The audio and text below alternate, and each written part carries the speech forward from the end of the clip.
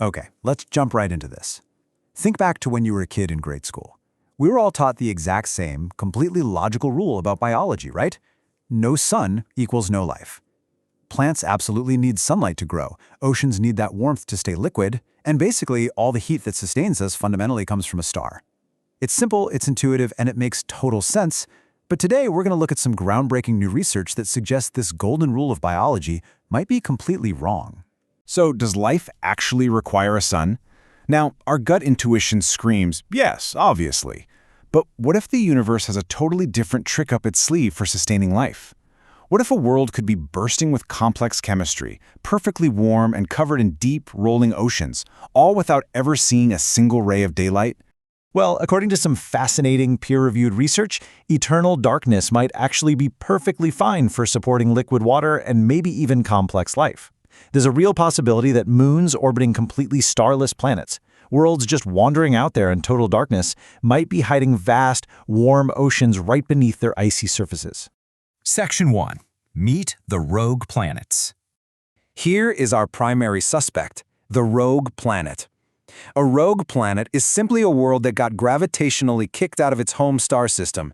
Imagine a really chaotic early solar system, where a close encounter with another massive object, or even a nearby supernova, literally flings a planet entirely out into the void. It becomes untethered. It just wanders alone through the absolute freezing dark of interstellar space, forever. And I want to be clear, these aren't just fun math concepts on a chalkboard. On January 2, 2026, an international team of scientists announced a huge breakthrough. They directly measured the mass of a rogue planet roughly the size of Saturn, drifting completely alone in the dark exactly 9,800 light-years away from us, heading toward the center of the Milky Way. Now you might be wondering, how do you even see a planet if there's literally no sun shining on it? The answer is something called gravitational microlensing. Basically, when this invisible rogue planet drifted perfectly in front of a distant background star, the planet's gravity briefly bent and magnified the starlight behind it. It acted like a tiny, invisible magnifying glass. By observing this weird distortion from both Earth and space at the same time, scientists were able to definitively measure its mass for the very first time. And as lead researcher Subo Dong from Peking University put it, this incredible discovery offers further evidence that the galaxy may be teeming with rogue planets. And he literally means teeming. We found evidence of rogue planets as small as Mars and some as massive as Jupiter. There could be billions of them scattered across our Milky Way alone. In fact, NASA's Nancy Grace Roman Space Telescope is going to be hunting for these invisible wanderers on a massive scale very soon. Section 2. The ocean-moon twist.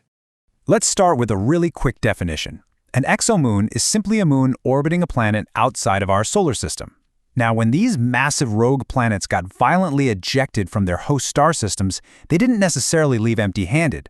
Their gravitational pull is immense, which means they could easily drag their moons right out into the dark abyss with them. So, the big question, how could a rogue exomoon possibly stay warm in the pitch-black void? The answer is this absolutely brilliant two-part physics recipe. Step 1 is tidal heating, which generates internal friction.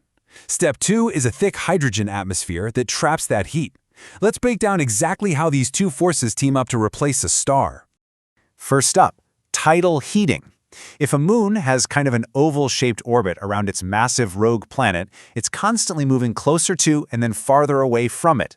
The planet's massive gravity repeatedly stretches and squeezes the solid rock of the moon, and this generates enormous internal heat through physical friction. And this isn't just a guess. This happens right here in our own solar system. Jupiter's gravity constantly flexes its moons, which makes Io highly volcanic, and it's what keeps a massive liquid ocean perfectly warm beneath the icy crust of Europa. But internal heat is really only half the battle, because out in interstellar space, that heat is going to quickly radiate away. You need a blanket. Early models tried simulating a carbon dioxide atmosphere, but without a sun, it gets so unbelievably cold that CO2 literally freezes and falls as snow. But a hydrogen atmosphere, that changes the whole game. Under high pressure, hydrogen acts as an incredibly efficient, super thick insulating blanket, actively trapping all that internal heat that's radiating up from the ground. So when you combine that tidal friction with a hydrogen blanket, you get the mind-blowing headline number of this research, 4.3 billion. By modeling an Earth-sized moon orbiting a Jupiter-sized rogue planet, scientists found it could actually sustain continuous, liquid surface water for up to 4.3 billion years. That is right on par with the entire history of life on Earth. And again, absolutely no sun required. Section 3. The scientific evidence. To be clear on where this is coming from, this research was led by David Dahlbudding at LMU Munich and the Max Planck Institute for Extraterrestrial Physics. It was published in the monthly notices of the Royal Astronomical Society in February 2026. But there is a very important caveat we need to highlight. This study is a highly detailed, modeled proof of concept. It proves the physics absolutely work in reality, but it is not a confirmed detection of an alien ocean or life. We haven't snapped a photo of one yet. We've just rigorously proven that they can exist. Even still, the philosophical implications of this proof of concept are just breathtaking. To quote the lead author, David Dahlbudding, "The cradle of life does not necessarily require a sun." That single sentence is so powerful because it completely shatters decades of astrobiological assumptions. Section 4. Invisible habitable worlds. You see, for decades, our traditional search for extraterrestrial life has been completely biased by our own solar system. We point our telescopes at distant stars, and we look for planets orbiting at just the right distance, not too hot, not too cold. We literally call it the Goldilocks zone. And we rely on seeing a planet block a tiny fraction of its star's light to even know it's there. But these rogue ocean moons, they have no star to block.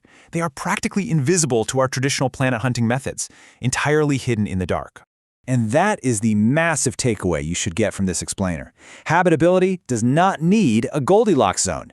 If there are billions of rogue planets out there, and even a fraction of them kept their moons, the number of potentially habitable environments in our galaxy could be vastly, vastly larger than anyone ever assumed. It's like we've only been looking for lost keys under the cosmic streetlights, completely ignoring the massive, pitch-black ocean of space all around us.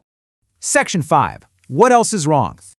Just imagine it for a second. Somewhere out there, right at this exact moment, a pitch-black, churning ocean the size of Earth's could be quietly rolling and crashing against alien shores. It's perfectly warm, the water is liquid, but if you stood on the surface and looked up, you wouldn't see a morning or an evening. Just a sky with no stars, forever. Which leaves us with this final, really lingering question. If the absolute most basic rule of biology we were ever taught, that life requires a sun, might actually be false, what else did we get wrong about life in the universe? Let that sink in. Thank you for joining me on this explainer, and keep questioning everything.